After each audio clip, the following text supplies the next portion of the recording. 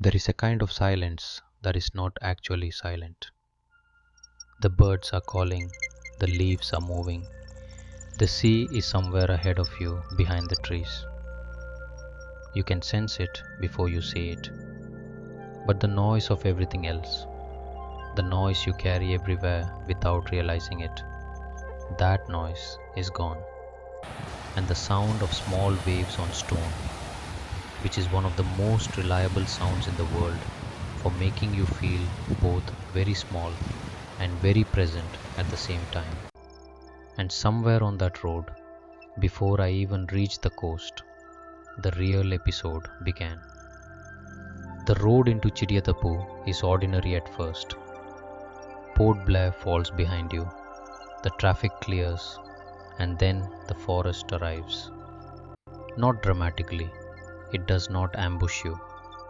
It simply closes in from both sides, gently, like a room getting quieter.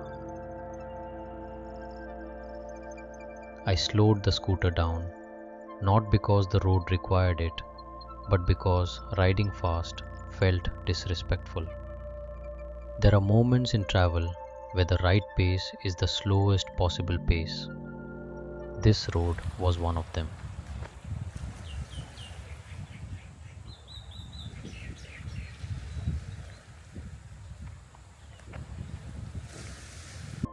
The trees here are old. You can feel that without knowing the biology of it. They have a density that is not just physical. It is the density of time accumulated in a place that has not been asked to become anything other than what it is. And I almost did not come here at all. After 3 days of ferry rides and structured island time, I needed to move. Not toward anything specific, I just needed to ride. And then the birds.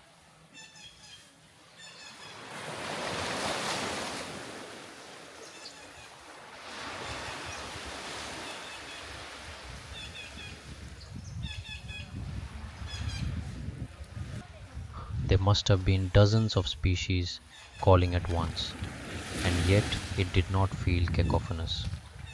It felt layered, intentional.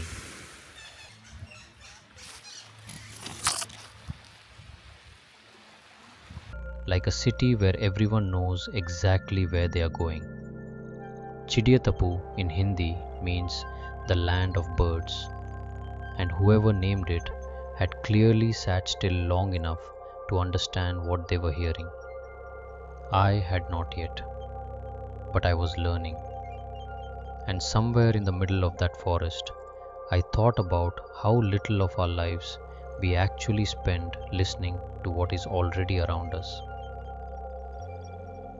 and how much of our exhaustion comes not from doing too much, but from never truly stopping.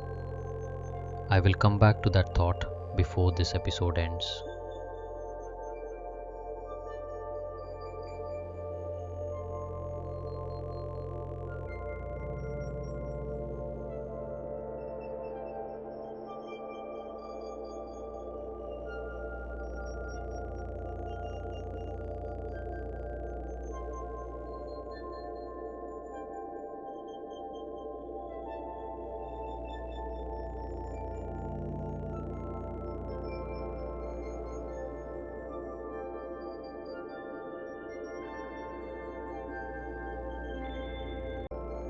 The sea appeared without warning.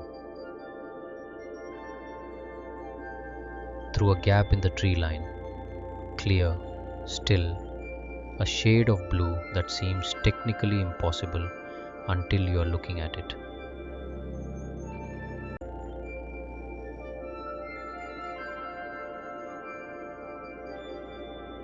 The water was transparent close to the rocks. I could see the bottom. I could see the light moving through the water onto the bottom. There were no other people at that moment. No noise from beyond the tree line. Just the birds behind me and the water in front of me.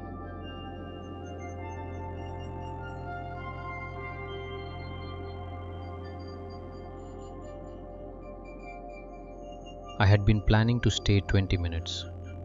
I stayed much longer. There is a line from a philosopher named Blaise Pascal that I have thought about at strange moments for years.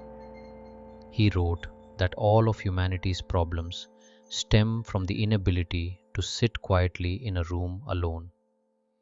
I used to read that as an indictment, a diagnosis, something to feel vaguely guilty about.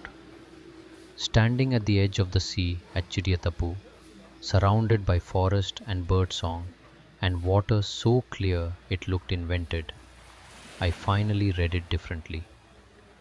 Maybe it is not an accusation at all. Maybe it is an invitation. Maybe the whole project of travel, at its best, is not about the places. It is about finding the conditions where stillness becomes possible again, where the part of you that knows how to be quiet gets permission to exist. The trees on that road did something to me. The birds did something to me. The clear water on clear rock did something to me. None of it was dramatic. None of it would make a headline. But I stood there and felt something unknot in my chest that I had been carrying for longer than I could name. That is what Chidiyatapu gave me. Not a view, a reopening. I rode back slower than I came. The forest felt different knowing what was on the other side of it. Knowledge changes the quality of a road. I think that is true of most things. If you have been with me since episode 1, you know that none of this series has really been about Andaman. It has been about what happens when you go somewhere with less certainty and more attention than usual. Next week, I go somewhere that is still almost entirely off the map. I will need you there for that one. I will see you on the next one.